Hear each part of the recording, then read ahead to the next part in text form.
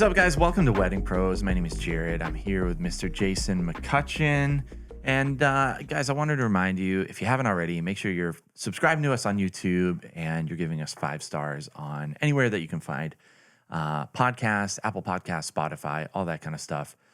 What we find is usually people follow us on one or the other, and wanted to remind you that we are actually up on YouTube as well.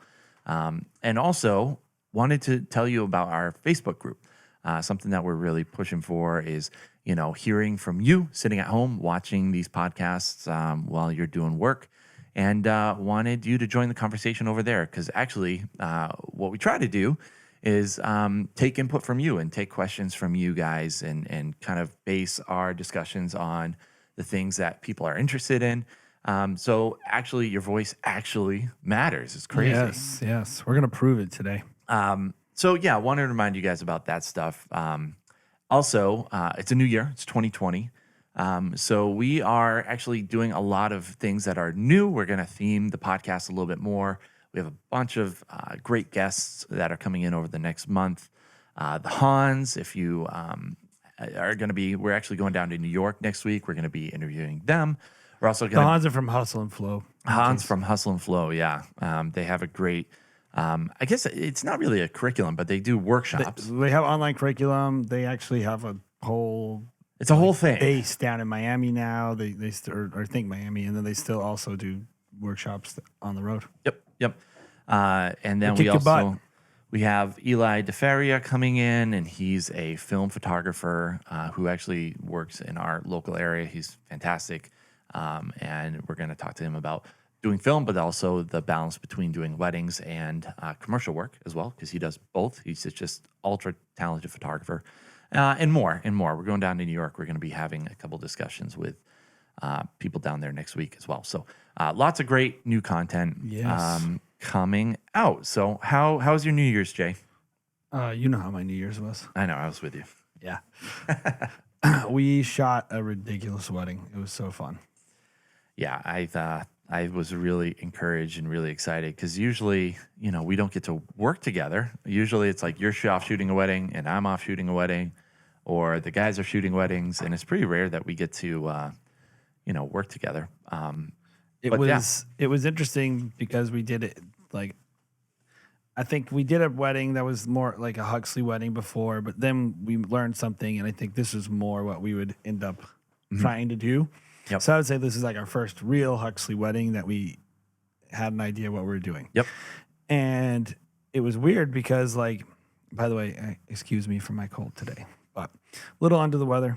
But it was the season. Yes, it is the season. It was weird because I didn't hardly shoot at all. Now I was on my feet all day, just like everybody else, but I didn't hardly shoot at all. And I was just running around being more like a producer and a director. And it was a really weird experience. Yeah, I mean, I like that we're doing it that way because it's I feel like you're discovering what that role even is on a wedding day. We've produced kind of commercial pieces in the past, but what does a producer look like on a wedding day itself? Just setting shooters up to be successful. For those that don't know what a producer does traditionally, in corporate work, producers are typically getting money together. They're doing a lot of stuff before you even get to the day of the shoot. And then they're, making sure crap happens. Yeah.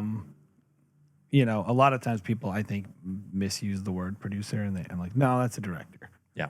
But it was weird because I was usually about going to the place before you got to the place. Mm-hmm. So it was a weird experience, but New Year's was great. It was a lot of fun. Usually when you shoot a wedding, you're kind of wearing every single hat, the producer, director, and the videographer, also audio engineer. And I think it was fun getting to just shoot and not really, obviously you have to think about you just had to shoot, right? Yeah, it was great. It was awesome. And I find that when you can just divert a lot of your energy to being creative, and someone is kind of telling you what to do, man, it's so much easier to focus on what you're really good at. Just to get to get a perspective. There's one time where I was I got the hotel and I was there while you guys were working with the bride and groom. I was getting this room emptied.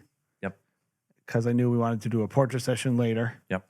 making sure the outlets worked, Yep. working with the staff to get the outlets to work, Setting up lights. getting the extension cords Yep. from the outlets. And then at one point I had to go outside to the city of Boston and tell them to turn off like a bank of like probably 50 LED lights that were lighting this entire building because it was creating a weird blue cast in the room that the bride was getting, like weird stuff like that. Yeah, downtown Boston, they have a celebration every year, first night, and it's just like thousands of people right outside the location that we're Like shooting. literally So, right outside. yeah. Like, it was awesome. Anyways, yeah, we on Wedding Pros, we're actually starting a new segment that I'm pretty excited about called News. Yeah.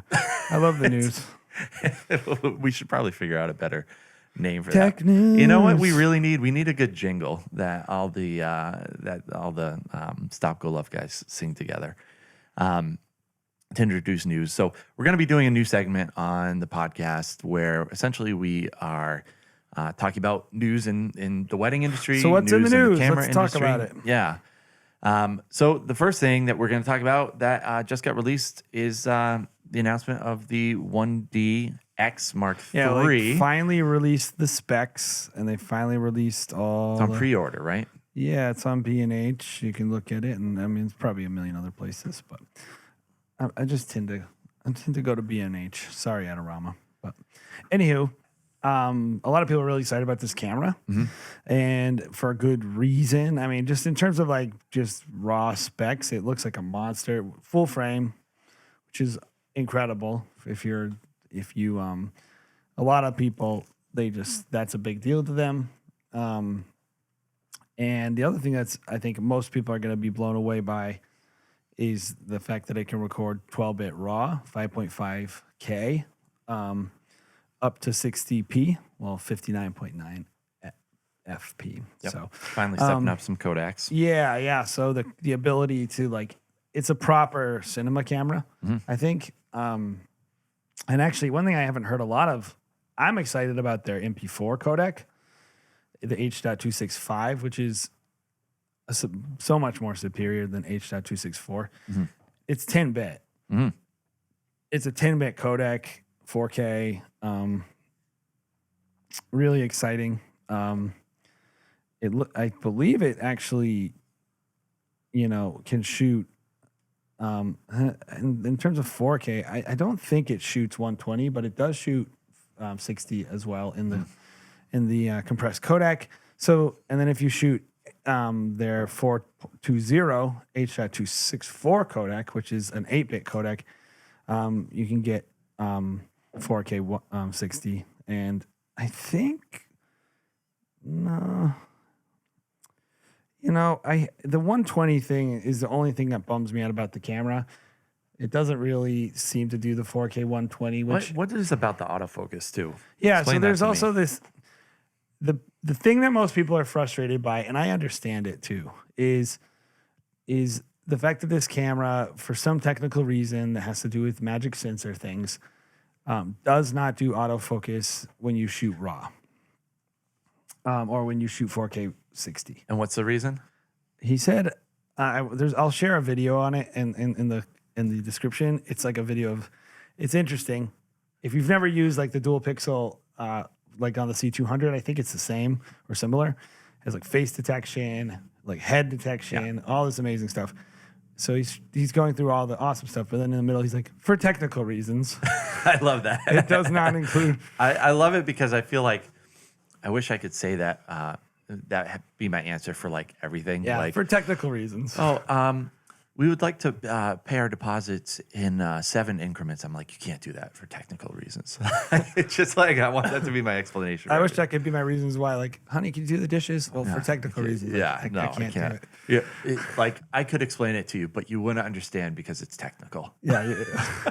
Either way, Canon has said for technical reasons they can't do autofocus in the RAW, and I think even the compressed 4K 60, that's a bit of a bummer.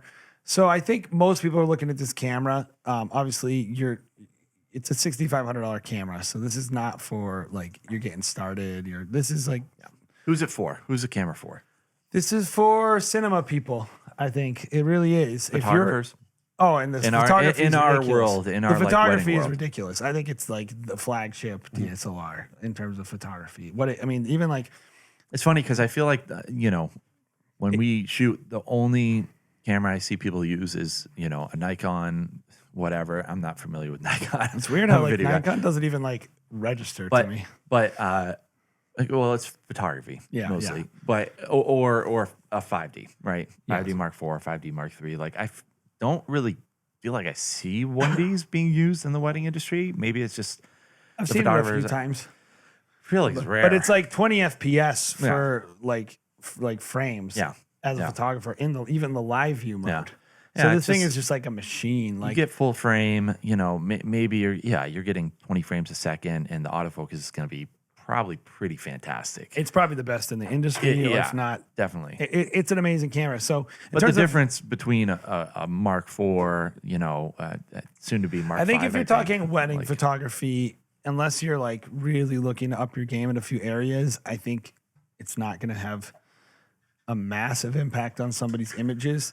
If you're a professional, if you're a news gathering person, if you're working in sports, Oh, yeah. if you're like, That- I mean, that- the thing that's- is just a that's what you machine. mean. Yeah. And it's just a beautiful image and all this stuff. I think most people who are looking at this 1D are going to be comparing it probably, if you're a Canon person, to the C200. And, both of them do 12-bit RAW. The C200, though, is a 4K 12-bit RAW. And it doesn't do the 5.5, which might not matter to you, but maybe matters to someone. It does not do in my opinion, really the thing that people should be excited about in a lot of ways, which is the compressed 422 10-bit format. The C200 does not do. C200 only does like a normal Canon 8-bit 420 codec. So it's RAW or it's MP4. But if you're a RAW shooter, the C200 is an awesome option. And the other thing is the C200 keeps the autofocus. So you get less resolution on the C200, but you keep your autofocus. Yep. And if you're shooting RAW, you don't really care about that superior compressed H.265 codec. So I think, and if you're not a Canon shooter and you don't care about autofocus, I don't know why you would even think about these cameras. Yeah. It's kind of like They're very expensive. It's kind of like a classic Canon announcement where it's just like, here's the next line. It's better. I think it's more than that. Really? Yeah, I think a DSLR, like a proper DSLR, like a proper, incredible DSLR, shooting RAW 5.5K Yeah.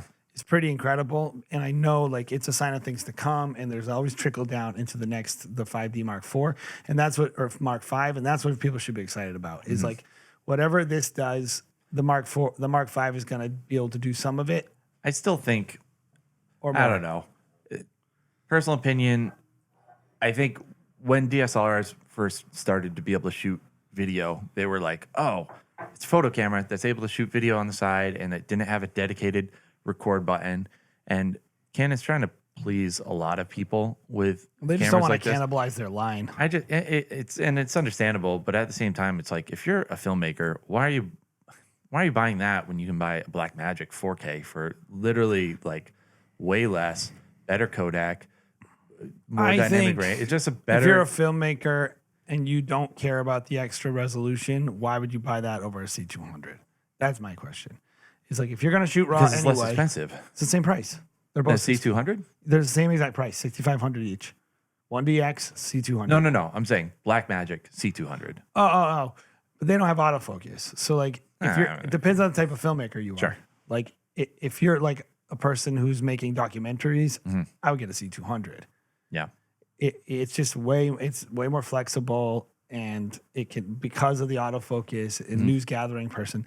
I think even in weddings it'd be amazing to have a C200, but I think obviously you don't get as much dynamic range. Mm-hmm. Like it just depends on what your goals are. Sure. So that I think if you're looking at that camera, like you are choosing between like a C200, an Ursa Mini. Mm-hmm. Now I do think the 1DX is a legitimate discussion for people, Sure. because it really, when you look at the Ursa, is kind of very similar, except it doesn't do 4.6 120. Mhm. But neither of them really have autofocus. Neither of them are really like, it's all about the codec, the resolution, and then the frames. Sure. And I do think Ursa wins out. That's why we own an Ursa. Yeah. But I definitely could see the appeal of a C200. Yeah. I feel like the 1DX is weirdly in the middle. If like, I understand the 1DX if you're a photographer / videographer, if you do both, like, because you can just swap between the two, and it's like a perfectly fine option for both. That's pushing the bounds for a camera that can do both. But if you're a photographer, why are you like doing weddings? Why are you going with the 1DX over the 5D? Maybe more frames, like because better if autofocus, you decide, but it's not worth the I think price difference to me. Probably not. And probably then not. on the Not video to, side, it's worth it to like if you're at a very high end. Yeah. Because I think that H.265 codec is going to be incredible. Yeah. And I think the autofocus is also going to be incredible. Yeah. It's going to be an incredibly good experience. Yeah. Vastly better than the Mark III and Mark IV, and probably way better even than the 1DX2. Mm-hmm. What I love is the C500. Oh, obviously. Full frame, 5.9K, like image stabilization. That is a proper camera. Sure. Like, oh, I love that. Anyway, What about you? Expensive What's camera. in the news for you? FujiRumors.com. I'm a nerd. I love Fuji cameras because they're just awesome, especially for the price point. They're just fun too. And the name, it's so fun to say, Fuji. I know. Well, and it kind of is like the hipster brand, so I dig it. It's a lot of fun. Great small cameras. They just do a really good job. And color science is awesome. So I dig it. I shoot a lot of weddings on Fuji on the GFX and XT3. And on Fuji Rumors, they just announced that there is an XT4 on the way being produced. And this is all rumors, of course, but some of the specs sounded pretty interesting to me if they're all true. XT4 is actually the first XT that's going to have IBIS, which is exciting. Yep. Because that's probably one of the few qualms I have on the video side with the XT3 that's currently out. It's going to be heavier, which is fun. 10-bit internal 6K at 60, which already is better than the 1D. Interesting. I just think they're fun. It's going to be a fun little camera. They're not just fun; they're capable. Very capable. Especially, I think these cameras are great. I mean, when we went through, Is that a Micro Four Thirds or the? no, it's APS-C Okay. sensor. And that's a Fuji. What is that called? F mount or whatever. Is it? No, it's an X mount. It's an X X-mount mount. is what they call it. Yep. So, the Shows downside, what I know. The downside of the Fuji is the glass on a Canon is going to be a lot better. Probably the glass on Nikon is a lot better. I feel like they're catching up though. They are. Like, they're okay. I don't feel like. I just think like you're getting. And they're releasing a lot. They're releasing a lot of new lenses often. So they're pushing them out. They're fun, and they're small. They're small and compact. So that'll be exciting. And they're announcing.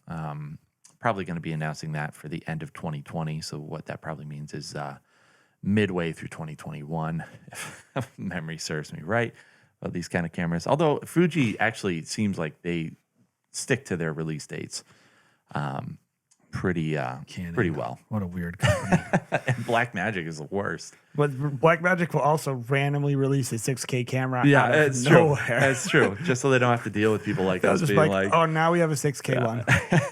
All they did was take the sensor in the Ursa. yeah. They're in a lot of ways they're brilliant. They really are. Yeah, it's an interesting company. And then the last thing in news we wanted to mention is WPPI this year. We are actually going this year, guys. So if you are going, make sure you hit us up. We'd love to see you guys, walk on the floor, give you guys high fives, and just hang out. Really, it's going to be a fun time. We're going to be doing a lot of podcasting when we're there. We're going to be doing a lot of gear reviews and whatnot. So it's going to be a good time. I'm excited about it. I've never been. You've never been to Vegas? I've been to Vegas Airport. Vegas is interesting. It is interesting. It's like a fake city. It really is. It's weird because it's like I love the slot machines in the airport. you like casinos, so just walking around and Yeah. looking at every casino Yeah. would be It's incredibly like interesting. Disneyland. too. It's Yeah. fun. Yeah. It is interesting. No, we're gonna have a good time, hang out with some friends of ours, people we know. Yep. And excited to see everybody. So. Yep. Yep. And that is February 20. Oh, what did I do? Oh, man. It's the 23rd to the 27th. 23rd through 27th. I'm on the wrong tab. Yeah, it's gonna be dope. Cool. So today we're gonna be. It's a beginning of a new year, Yep. and I kind of do this at the end of the year, but like, hopefully you're doing this. If you're listening to this, you're a person who, at the end of the year and at the beginning of the next year, you're kind of going, all right, I got to get my crap together, start doing my budgeting, start wrapping up the previous year financially, evaluating how things went, looking at your budget from the previous year, seeing if you did it, like all, wrapping up and getting set up for the next year. This is not something that I feel like we were very good at for a really long time. And it's something that we kind of moved into. What is it, Jay? You're teasing the crap out of it. No, I told you, which is getting ready, wrapping up your financial year and prepping your next financial year. Cool. This is not a thing I think that a lot of wedding professionals do, though, right? We didn't really do it. We're just like, We sucked at it. It'll be good. It'll be all good. We'll figure it out along the way. Oh man! And hopefully everyone makes deposits in January, February, and yeah. It's funny how like stuff works. It's like when you're starting out, you're like, I made $100,000. Whoa! And then you just see how quickly that money just gets. Yep. Especially when you have two owners. Yeah. And so, we just quickly learned like, oh, we have to get better at this. But as we did it, I think we actually got decent at it. Mm-hmm. And so what we want to talk about today is just kind of launching a financial year as a wedding creative. Okay. And some of the things that go into it. We had it because what made me think about it is a question. Somebody had asked a question, and I'll pull it up here because I think it was, how do you keep track of expenses on a per David Welch, job basis? Shout out. He says, when discussing knowing your price you have to sell at, how do you account for equipment expenses like computer, cameras, etc. on a per job basis, which is something we actually do. Yeah. And I thought through that and I was like, I bet most people are not doing that. We actually have a whole spreadsheet of like profitability on a per package basis that factors in cost of labor, 3-year cost of owning equipment, just a lot of things like that. And so, and I, then actually I can look at how profitable each individual package is. And it's how we really gauge what our price point for packages is. Like your expenses are a big part of that puzzle of trying to figure out how much you can actually charge or you should be charging.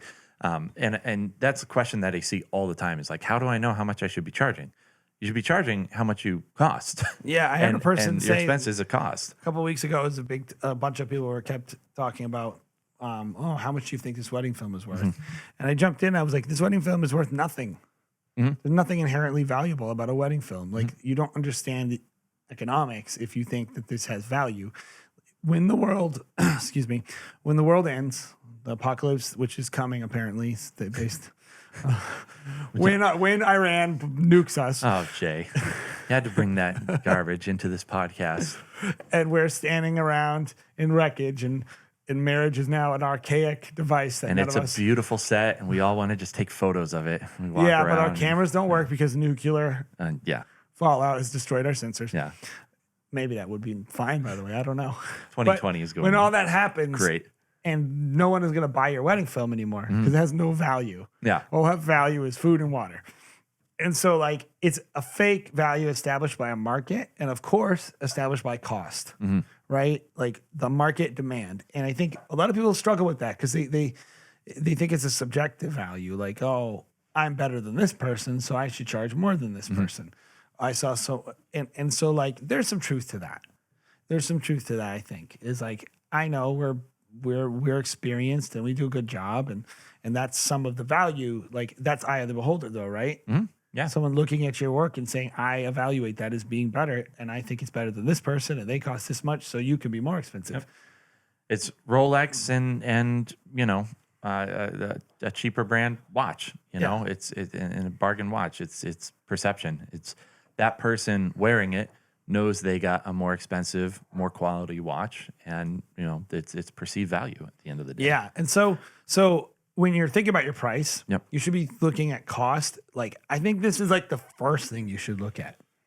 And it's not the first thing most people look at. I think the first thing you should be looking at is how much does it truly cost to make your product? And then, of course, you have to evaluate market conditions and your own relative value. Those are things that you do need to look at. So I kind of wanted to talk about a little bit how we do our budgeting. We are going to, at the end of this thing, we're going to give you guys a link to a really crazy spreadsheet that we use. And it's hopefully it's set up for you guys. Please give me feedback on the spreadsheet as you use it. Yeah. And I think a lot of people probably watching the podcast at home, on YouTube or whatever, listening, your system is probably going to be much more complicated than their system at home, right? Yeah. Because I find most people are just working for themselves, and it's like they buy some gear throughout the year and they pay taxes, and everything else goes into their bank account. I'm always surprised, to find that people don't have a separate business bank account, which is something we would recommend. A lot of people that are shooting weddings don't even have, they're not even incorporated. Yeah. So I think doing this is probably one of the first steps to actually separating personal and business expenses. I think that's important. Early on, if you're just starting out, that's an important thing for you to do, is separate bank accounts. Yep. and get your numbers sorted out so you can actually see what your expenses are in the company, and not just say well, I have $4,000 coming in next month from this one wedding. I'll spend $2,000 on, maybe another lens, and the other $2,000 I'll just spend on a bill that will randomly come up for my car, and just having a plan so at least you can know and make good decisions and save.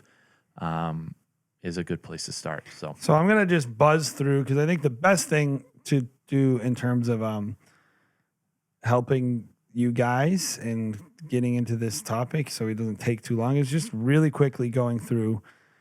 So let's get into it. What we do every year is we do a budget, we do projections, and how do we get to that budget and projections? We look and we go, okay, how many weddings do we have per month in the bag? How many weddings do we expect to do in that month? Essentially, how many do we have currently booked, and how many do we plan to book in the future? Yeah, because we're going to book weddings, for instance, in January that we're going to shoot in the same year, September, October. Yep. So there's those. And then one of the other things that I think is really important to track is how many first deposits do you expect to collect? So, and then how many second deposits do you expect to collect? So there's the work you're doing, of course, the work you're booking. And the challenging thing with being a wedding creative is that cash flow situation can be really challenging if you don't kind of understand that you have money coming in that is for later and money coming in that was from the previous year. Yep. And you have to stagger it and you have to track it. So, cash flow is tough, especially in these northern states. Actually, most states probably, where we're much more seasonal.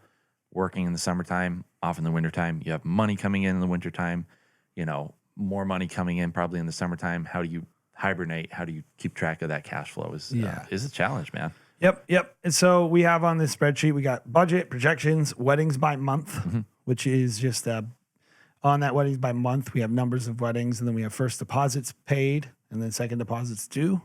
So I always like to keep in mind how much of my money has already been paid previously. That's a big deal to me, because I know one of the mistakes you can make is I have a $5,000 wedding. Well, how much is left? How much is left that you aren't going to be collecting this fiscal year? Because it could literally be, that you maybe, I forget all the time how much people pay us. I mean, especially if you're breaking it into, you don't just do 50-50. If you're doing 3 or 4 payments, it's crazy. Get a CRM that has payment. Get Honeybook. Get Dubsado. I think even if you're doing 10 weddings, that becomes I can't keep track of that. I'm a creative. I don't do I do numbers, but you have to really drag me over to do It it. also lets you get this information much faster.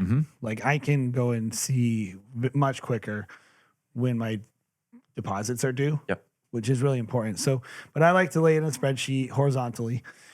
First deposits paid, second deposits due, new work I expect to book. First deposits expected, which is, so this is where you're getting into a part of budgeting that I think a lot of wedding creatives don't do, which is projecting. Yep. So you're projecting how many am I gonna book? So how many first deposits am I gonna collect? And how many second deposits am I gonna collect? And that can be a little tricky for people. So here's how I think it's especially tricky too. Like for us, it's a lot easier because we are doing a lot of volume. So it's and we've a been lot around more, for 8 or 10 years. it's a lot more consistent. And even with ours, like our June can go up or down, 5 weddings, compared to somebody it's a lot more random. But I think if you're able, the longer you've been in it, the more you can average things out. It's really about length. And ultimately, like, you're not trying to get this perfect. Yeah. You're just trying to have something to look at so that am I way off? Yep. Right? Because if that first deposit's expected, second deposit's expected, if you're like 5 months in and you don't have, I don't even have the leads to support what I was expecting in June, July, August. Like, I am not going to book these. Yep. You need to go and recalibrate your budget. Yep. But looking at your first deposits that you're expecting, I like to base it based on the previous 3 years. Yep. And say, in the previous 3 years, I booked this many. So I'm going to just maybe, if I think I'm going to grow a little, maybe I'll project 10% on that or something. But like in general, I don't overcomplicate it. I'm just going to look at my previous 3 years per month and go, in last June, I booked 10 weddings.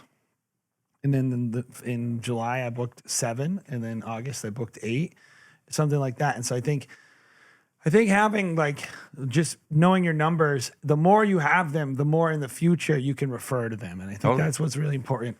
Is if you have never gotten this started, if I'm saying this to you and you're like, I don't know, like maybe you're brand new, just guess, How hard is this to do realistically? It will take you all day. It'll take you 8 to 10 hours. Yeah. But you got to do it. You got to do it. Yeah. And especially this time of year, if you're maybe it wouldn't take everyone 8 to 10. It takes me sometimes, it can take me up to 16 hours. It's a lot more complicated when you're doing a lot of weddings. Yes. And you are paying $200,000 out to contractors and employees. Yes. And just, it gets a lot more complicated. If you're doing it for yourself, you can burn through this, and it might take a little bit of a learning curve. And if you're new, you're just going to be guessing. Yeah. Which is, take educated guesses.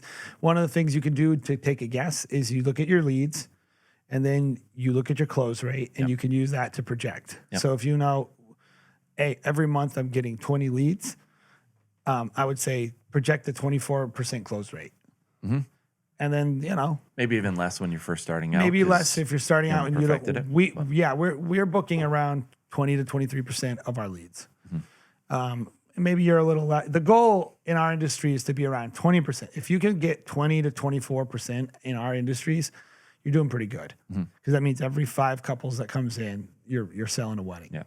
And hopefully those stats make you feel good at home listening to that, because I think, you see a lot of times people are just so irritated by the ghosts, People are ghosting me. And it's just like, it's a part of the game, and there are ways you can improve your rate, but just think about how many car dealerships you ghost.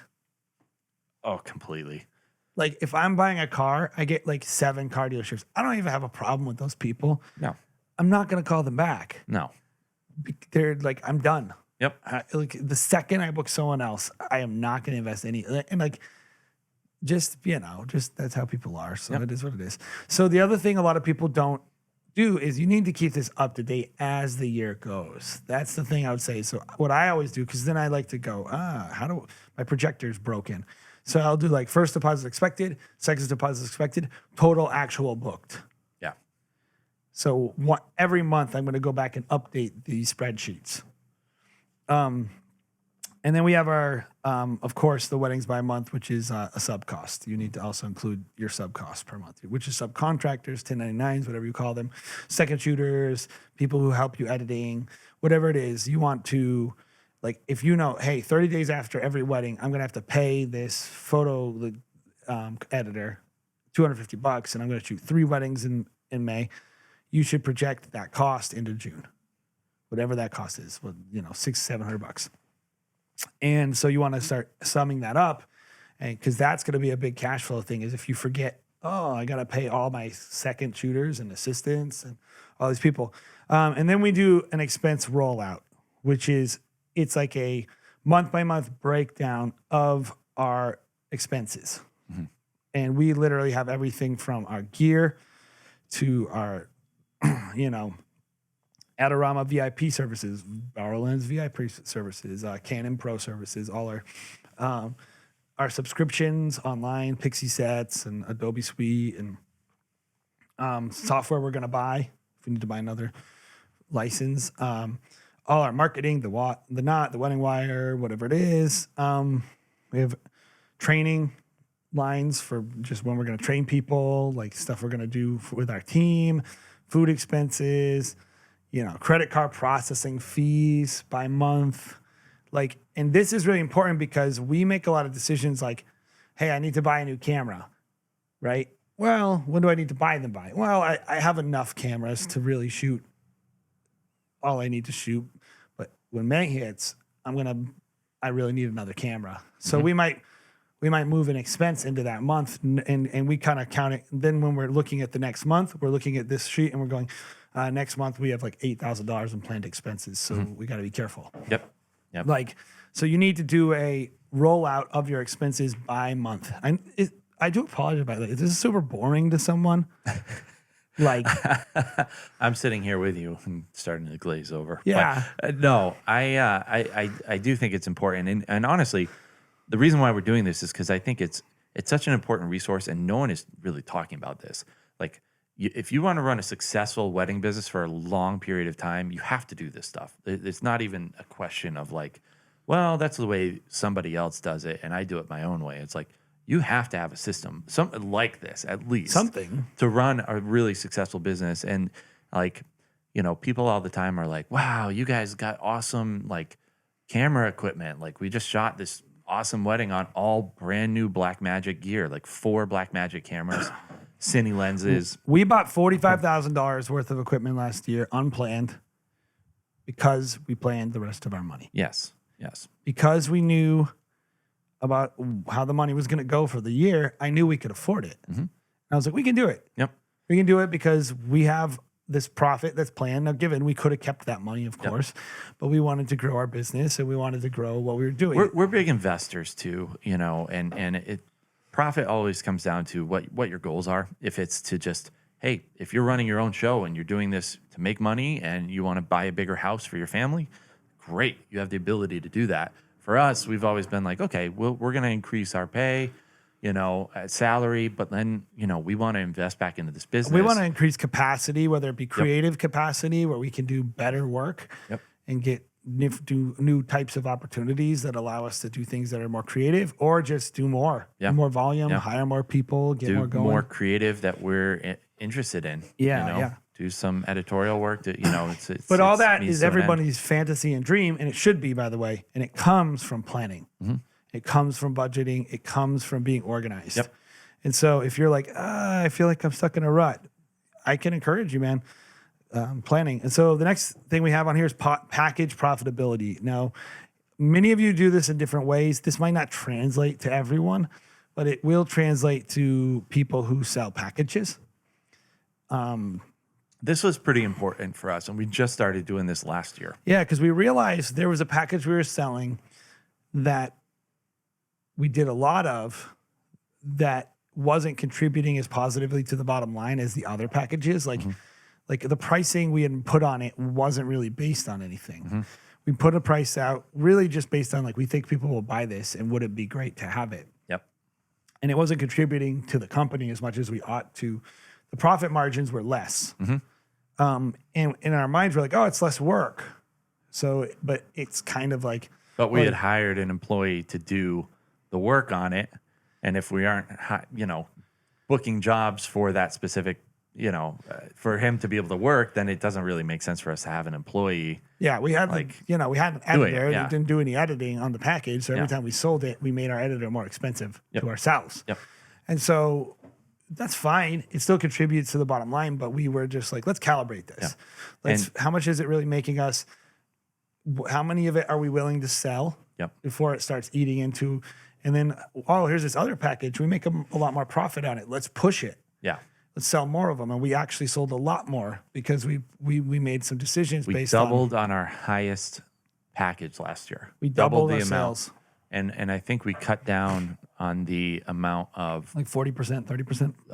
The low package. The low package that wasn't as profitable. Yep. And so, the way that, and at the end of the day, this just helps us with our strategy. Like, Yep. what are we willing to push? How can we push this? So what are some ideas?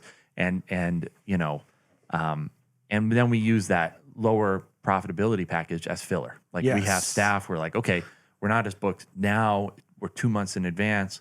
We need to book this weekend with another wedding. Well, So the other thing that we I'm do really with, gonna push it. that package is we say this package makes most of its money in post. Yep. So like most of the money we make on this package is upselling edits. Yep. And it makes it just way more important. And when it lets us to laser focus, like we're going to sell 20 of these. And our goal is to sell something to someone afterwards to at least 80% of those couples. So our goal is to sell like 17 to 18 additional edits at least to those people at like minimum $500. And so then it actually changes that package. It turns a loss into a win. But until you know it, you can't really make those kind of strategic decisions to say like, it's really important to that post-wedding sales process with this package. Yep. Because we could ignore it. We could be like, it's $500. Who cares? They won't buy it. Like we could have ignored it. And so this is how you determine your package profitability. Because I had someone ask me like, so first and foremost, this is how gear works in the financial world. It is basically amortized for 3 years. So if you buy a camera, that will cost, you need to factor that into the cost of your package for 3 years. So you buy a brand new 60 Mark III or whatever, 1D, whatever. 90 PX 90 PX 1000 shooter rig. Yes. Yeah. You buy a brand new camera, costs you $4,000. And you need to factor that in. It's how many weddings you shoot per year for 3 years. So say you shoot 30 weddings a year, 90 weddings. You got this $4,000 camera. You're just $4,000 made up camera that you got So from funny, from the future. Yeah. Yeah. And it's like, and then you just factor that in. So that'd be, we'll say $4,000 divided by 90 equals, it's going to cost you $44 per wedding. There you go. And so that's that's a fixed cost. Yeah. Every single package you shoot, it actually costs you $44 per wedding for at least 3 years. Now, after 3 years, you can start saying it costs you zero. Yep. Right? And you can. We have cameras that we've been using for 5 years. I think this will be the 5th year with us. They're actually making us a lot more money now. Yep. Because and if we decide to sell them, it's just profit. But we've already factored that into our average now, cost. given it's not true, like if you don't do your finances that way, like it's not like $44 is coming out of your paycheck. So like it's different. It's different in terms of your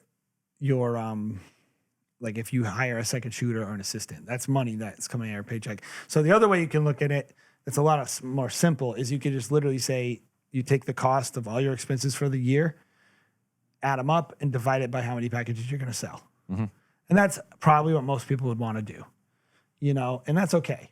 Like you can do it that way too. You'll just be paying for it all in 1 year instead of amortizing it over 3 years. But you can do that. And that's what I would probably recommend for most people is just like, if you spend $10,000 in gear, or you plan on spending $10,000 in gear, since you're budgeting and you ought to plan, divide it by how many weddings you plan on shooting. And then like, that's your cost of goods sold.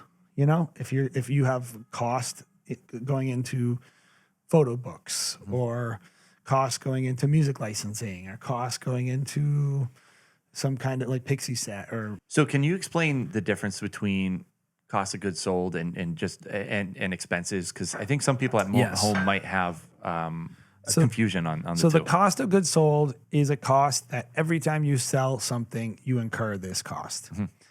So a fancy box that you mail something into a client, a hard drive that you mail to a client, a thank you card. Yep. An expense is something that you buy, and even if no one buys your packages, you still have to pay for. So say you had a crap year, like your cost of goods sold will be down. Because hopefully, unless you're really dumb and you overbuy your stuff. If you're So really, a camera would be an expense because you Yes. bought the camera, and whether or not that person hires you, you're still paying for the camera. yep. As opposed to a music That's the license. most simple way. Yep. It's like every time I buy this, I have to pay this cost. Or every time I sell this, I have to pay this cost. I have to do packaging. I have to do mail. Yep. I have to do Totally. there's some wiggle room, but like for me, like for instance, if we were using like a MediaZilla, which I think you just pay a membership fee for, you don't pay a per package. Yep. I would call that an expense. Yep. But if I got to pay per package, I would call that a cost of goods sold. Sure. So I think there is some wiggle room there that you can factor it in the way you would like to. But my general rule is if I don't have to pay for it unless I sell it, it's a cost of goods sold. Yep. And so, we have marketing on here as well. So like if there's something you do with every single one of for instance, if you always are going to boost a post, if you're always going to boost something or promote something in a certain way, then you should be factoring that into your cost per package. Like I'm always going to spend $20 on my posts and boost them on Instagram. That should be factored into the profitability of your packages. And so like when you start looking at all this stuff, you're going to add it all together, your subcontractors, your employees, your cost of goods sold, and then your expenses for the year divided by how many weddings you shoot. And that will tell you, you just subtract that from the sale. Like if you say like, oh, it's a $3,200 package, that'll tell you how profitable that package is. Yep. And at the end of the day, putting all these numbers together is also going to help you figure out what your hourly rate is. Like I find if I'm like having a conversation with someone and they're like, how do you determine what we'll tell people, find what your hourly rate is. And they're like, how could I ever? how could I ever do You have that? to do this. This is the first step. In order to figure out what your hourly rate is, you have to figure out what your expenses, cost of goods sold, all this, kind of back end spending numbers look like before you can figure out what the services cost the client. Yeah. And it's one of those things that's just not fun to do. Yeah. But it's really fun when you know. Man, it's definitely allows you to fall asleep at nighttime. Yeah. Well, I don't know about you, but I just like being able to buy $45,000 of equipment that I didn't really plan on and know that I'm fine. yeah. Yep.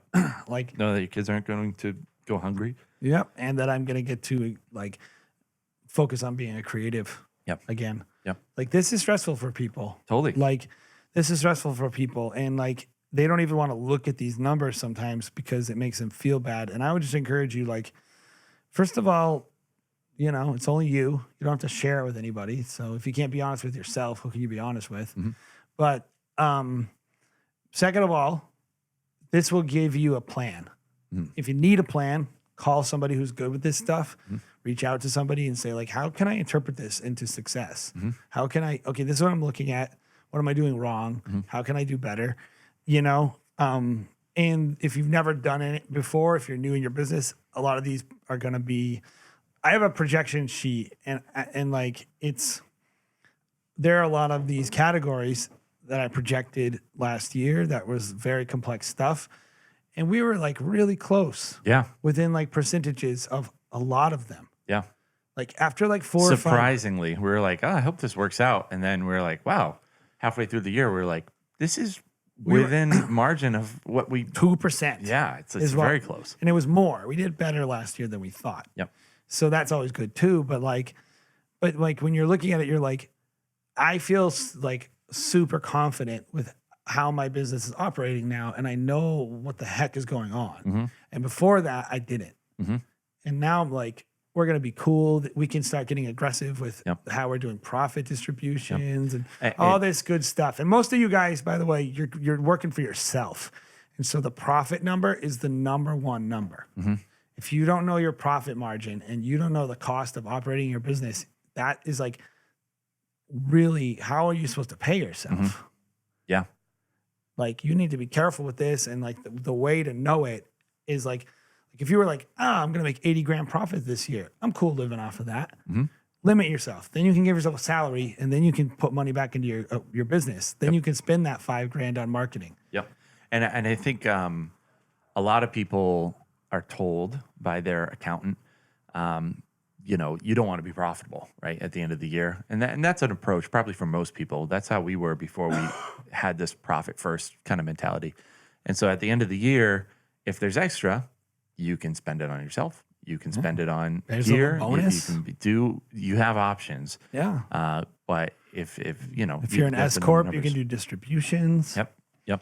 So Taxed better, by the way. So yeah, I mean, you said maybe this is a boring topic. I mean, it's definitely not creative, but it allows you a means to be creative. Here's what I'll say. When we were shooting New Year's Eve, we did a shoot with these quasars, right? And you were there, obviously, so you know. Really? Tell me more. We did a shoot with these quasars, RGB. We had 4 of them.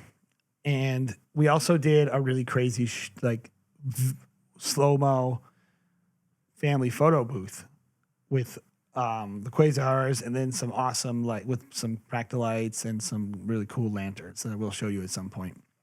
Right? We did this crazy stuff. Yeah. And as we're doing it, I was like, oh, wow. Like, this creativity that we're unleashing is because of planning. Yes. Like when we're spinning around the dance floor with a cinematic, like the Canon Cine 14 mil, and we're looking up at all this confetti falling, that's planning. That's from a spreadsheet. The reason I have that 14 mil is because I know I can afford it.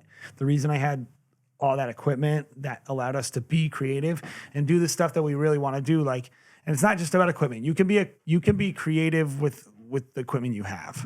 But like for us, I'm just looking at it and like, I don't look at it and go like, I'm such a genius. I look at it and go like, because we are disciplined, because we are willing to look at this.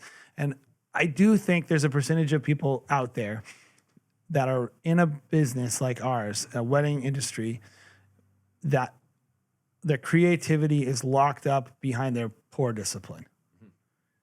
And because they lack discipline, they lack opportunity to be creative. They have to just survive. Scrape by, and I think that's just not what my heart is for people. Yeah, I think most people, you know, and it's kind of the way that we operated. You walk around with a sense of dread, like this financial dread of like, I hope this works out. I quit my job for this, and I don't know how things are going to pan out. And this kind of financial planning is like the slayer of dread because you can operate in confidence. And I know I'm a much better creative when I know that, you know, things are handled on this. So you don't have that anxiety of like, oh, I hope these deposits come in time for me to make my, you know, rent this month. Well, and my creativity is unlocked by my confidence. That's it. And so when I have confidence, I can take risks, and it's just I don't have to worry. closing tabs in your brain. Yep. That's what it is. What I'm trying to get better at is just closing tabs to allow myself to focus on the art and not just ignore. Like I think a lot of people tend to.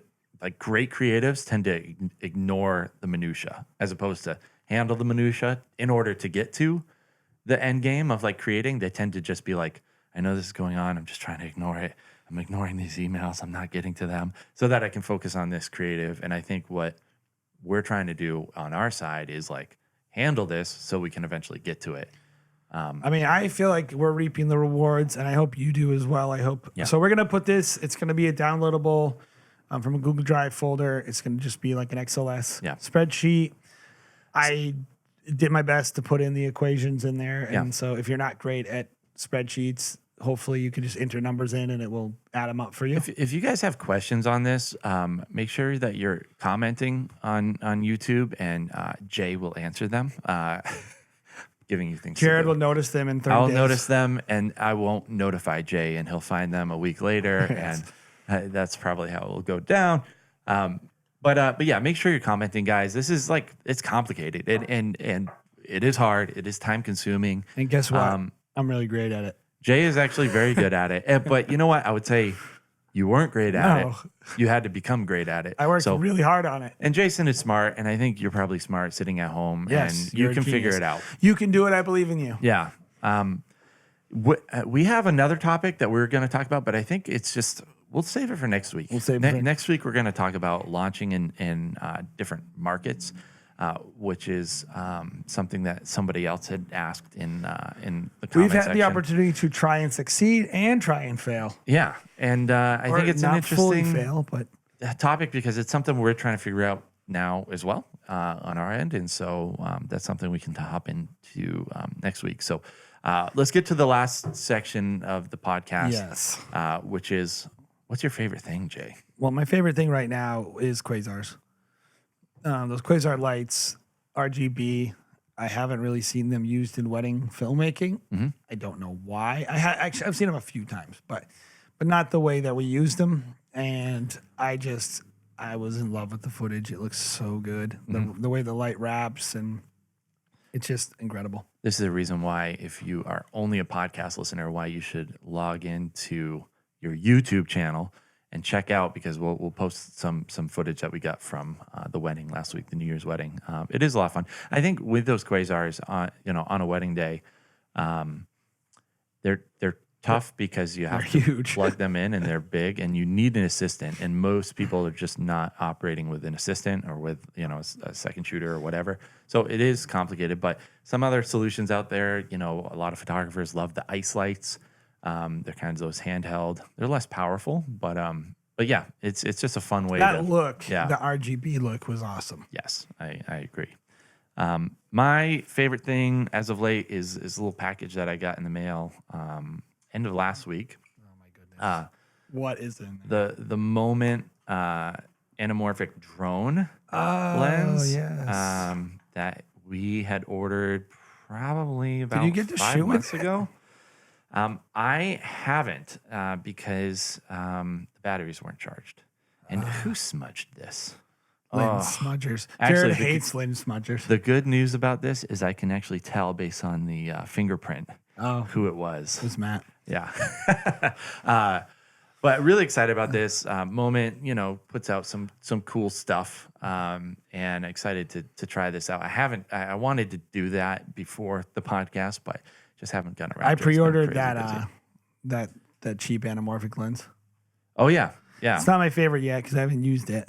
Yeah. But the who's that put out by? Siri. I don't even know how to say their name. Yeah. SIRUI. Did you get a Facebook ad about that?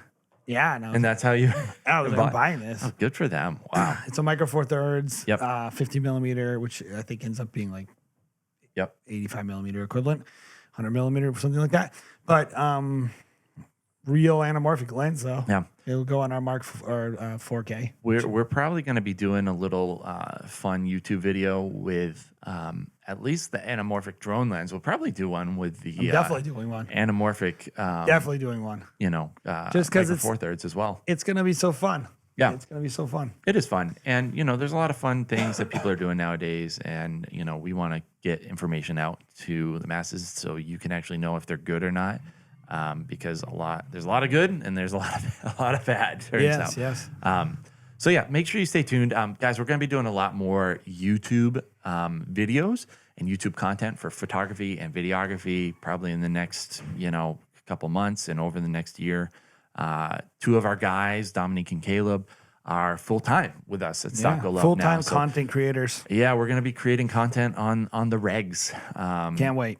Last year was fun. This year is going to be better. It's just going to be a lot more, and hopefully, pushing the envelope as far as quality too. So we're really excited. It's going to be a lot of fun. It's going to be a great year. So guys, thanks for watching or listening to the Wedding Pros podcast this week. Again, make sure you're following us on YouTube, on Facebook, on anywhere that you can find all the podcasts. places, Instagram, all the places. _wedding_pros. I promise I'll get better at promoting all of them this year as coherent well. ways that actually 2020. make sense. Yeah. And we'll see you next week.